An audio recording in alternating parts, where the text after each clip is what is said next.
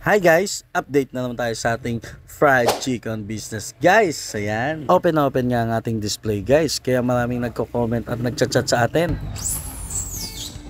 Pero ilang linggo na rin talaga tayo naghahanap ng acrylic board. Acrylic para matakpan at makoberan ang ating display. Nang sa gayon ay mapunan ang ating problema at maging advantage ito sa iba. At ang swerte nga natin, nakakita tayong mababang presyo. Warehouse price nga ito at may iba't iba pa silang binibenta bukod sa acrylic board. Meron pa niyang mga signage na yan. Meron din silang booth at kung ano-ano pa. Check nyo ang page nila guys ha. Magiging supplier ko na ito kung sakali na pumatok ang ating fried chicken.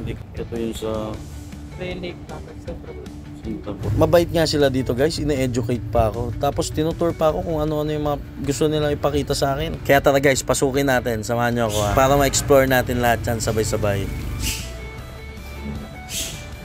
Ayan guys, ito yung mga binibenta nila. Napalibre tayo ng cutting guys. Ayan, salamat kay sir. Ito kasi kina Topa. Ayan, very much. Kaya kung kailangan nyo guys ng mga acrylic, sintra, ayan, tsaka meron din sila ditong binibentang yung pangdikit nila, dito mismo lahat. Kontakin nyo lang sila guys. Sobrang mura dito. Pakinggan nyo. Bili na kayo, let's go!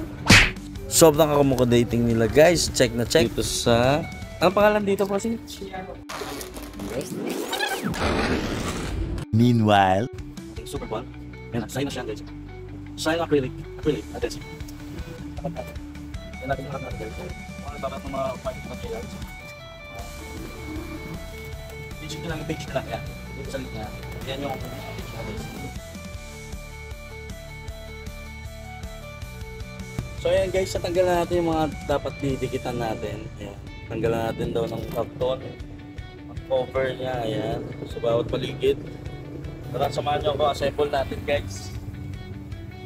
Sana hindi tayo magkamali, hindi maging matungis yung time. Ayan guys, mga bawat paligid. Kaya natin ng sign-off. Sign-off. Ang plano niyan ganyan. Ipapantay natin siya. Yan ang mismong adhesive ng ating acrylic. Nabili ko rin yan mismo sa BRO sa napakamurang halaga. Ayan, konting patak-patak lang sa bawat dulo, sa gitna, tapos isang patak pa diretso guys. Para ka nga lang gumagawa ng puzzle. Napaka-exciting guys. Panoorin nyo hanggang matapos nang makita nyo anong itsura ng ating display. Ayan, at dinidikitan na nga natin at lalagyan pa yung kabilang side. Pati yung mismong taas ng ating display ay nilalagay na rin at tinatanggal ang mga karton hanggang sa mismong salamin na lang matira. At ayan ang ating final product. May cover na mismo ang ating display guys. Abangan nyo naman sa susunod kung saan ko nabibili ang mga electrical materials katulad nito. Kaya anong panghihintay nyo? Tara na, let's go!